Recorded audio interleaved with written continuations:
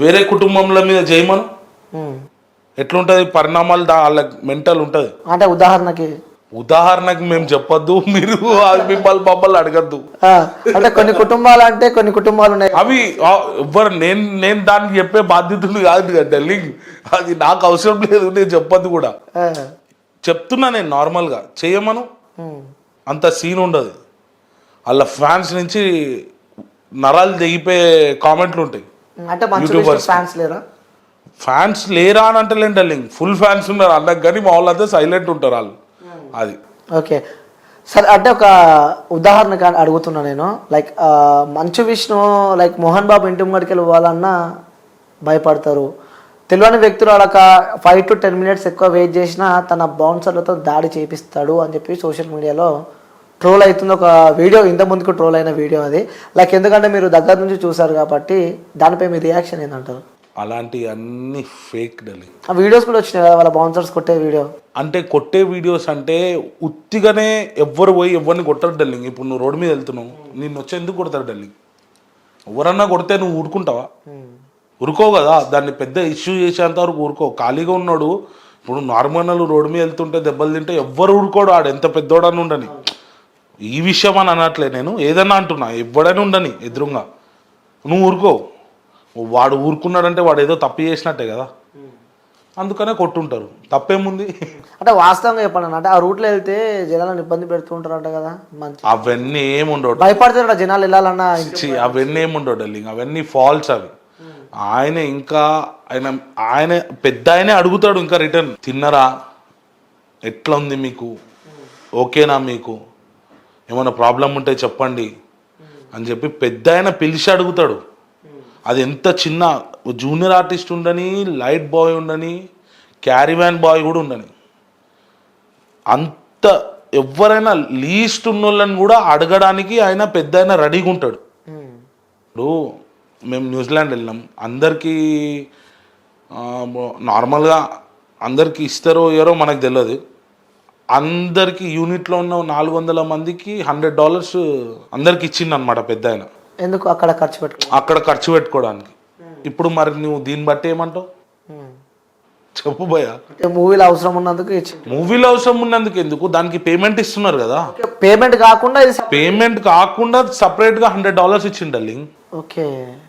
ఇప్పుడు బయట దేశంకి వచ్చిర్రు, పాపం ఏదన్నా తీసుకుంటారు వాళ్ళ పిల్లలకి ఉంటారు అని చెప్పి అట్లా ఇచ్చింది. అప్పుడు మరి అది ఇట్లాంటివి బయటికి రావు, తెలుసా డార్లింగ్? ఇట్లాంటివి బయటికి రానియరు, ఎందుకంటే మా ఇండస్ట్రీ వాళ్ళకి తెలుసు కాబట్టి. అవి ఎవరు చెప్పరు కాబట్టి బయటికి రావు.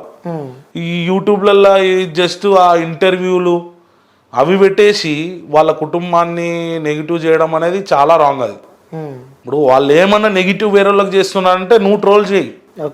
ట్రోల్ చేయొద్దు అంటారు. తెలియదు కదా నీకు అసలు వాళ్ళు ఏంది, వాళ్ళ కథ ఏంది, వాళ్ళు మంచోళ్ళ కాదా నీకు తెలియదు. నువ్వు ఏదో సినిమాలో చూసేసి వాళ్ళు ఇట్లంట అట్లంట నువ్వే పుకార్లు రాసుకుంటా అంటే అది నడవదు కదా.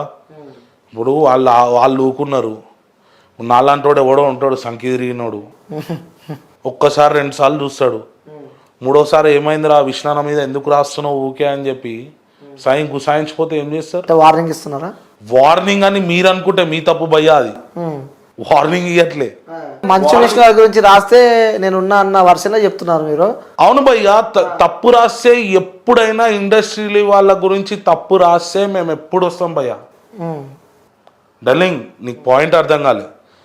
ఇండస్ట్రీ గురించి ఎప్పుడైనా అనవసరంగా కష్టపడ్డ కష్టాన్ని మీద నువ్వు బతకడానికి మా మీద రాంగ్ రాస్తే ఇక దాని తర్వాత ఇక చెప్పుడు ఉండదు, చేసుడే ఉంటది.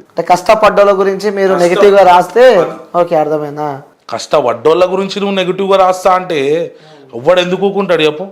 నువ్వు కష్టపడుతున్నావు ఏ డమ్మి వ్యాను అంటే ఊకుంటావా? ఎవరు ఊకోరు కదా. మేము కూడా అదే చేస్తాం. ఇప్పుడు అంత కష్టపడ్డోళ్ళ మీద నువ్వు ఇట్లా ఊకే ట్రోల్ చేస్తే చలో. ఇప్పుడు వాళ్ళు మాట్లాడిర్రు, ఈసారి మేము మాట్లాడం.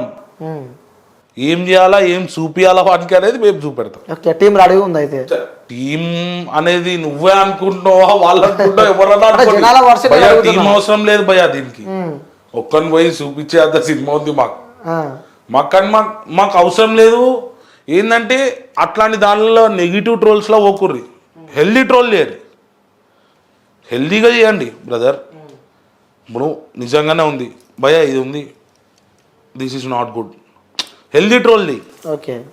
నువ్వు ఎక్స్ట్రీమ్ ట్రోలింగ్కి పెద్ద ఆయన యాక్టింగ్ ఏంది, పెద్ద ఆయన రేంజ్ ఏంది, అసలు పెద్ద ఆయన మీద మాట్లాడే అంత చెప్పు భయ్యా, ఉందా వీళ్ళకంత సీన్? ఆయన ఒక పీక్ టైంలో ఉన్నప్పుడు వీళ్ళు ప్రాసెసింగ్ కూడా కాలే ఇంకా, అట్లాంటి ఆయన మీద మీరు ట్రోల్ చేస్తారు. చూసుకోవాలా, ఇంతనా పెద్దరికం అయినా పెద్ద అయినా ఉండాలా, ఇంతనా ఇంగిత జ్ఞానం ఒక్క నా కొడుకుకు లేదు. వచ్చేసినాం మా పాయింట్లు వేసినాం అనగానే పెద్దగా అయితే దెంగది కొడతారు బాగా. ఎప్పుడైనా మీతో చెప్పడం జరిగిందా ఈ ట్రోలింగ్ ఇష్యూకి సంబంధించి కూడా? ఓవర్ భయ్యా నాకు చెప్పడం అంటే నార్మల్గా మీరు కూర్చున్నప్పుడు కానీ, ఎందుకంటే బాగా ట్రోల్ అవుతుంది కదా విష్ణు గారు కానీ. ఉంటే టెల్లింగ్ ఇప్పుడు నార్మల్గా ఇప్పుడు టాక్స్ అన్నప్పుడు నడిచాయి, హెల్తీ టాక్స్లోనే మనం కూడా పార్టిసిపేట్ చేస్తాం. వేరే దాంట్లో నేను కూడా సోషలైజ్ గాను, ఎందుకంటే నాకు షార్ట్ టెంపర్ క్యాండిడేట్ని నేను.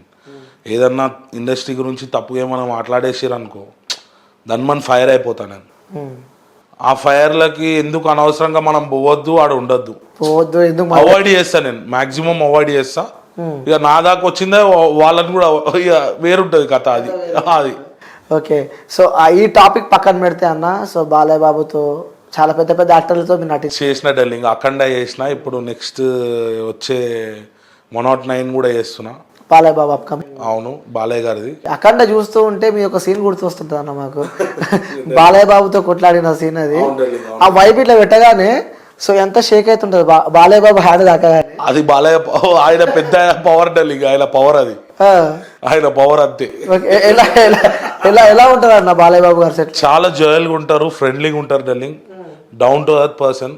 బయట ఇప్పుడు సార్ గురించి వీడియోస్ అవన్నీ మీరు చెప్తారు, అడుగుతారు నన్ను, మళ్ళీ ఉండొచ్చు ఆ క్రౌడ్లో వాడేమైనా చేస్తే అది జరుగుండొచ్చు, ఎక్కువ జరుగుండొచ్చు, కానీ మాతో మాత్రం సెట్లా.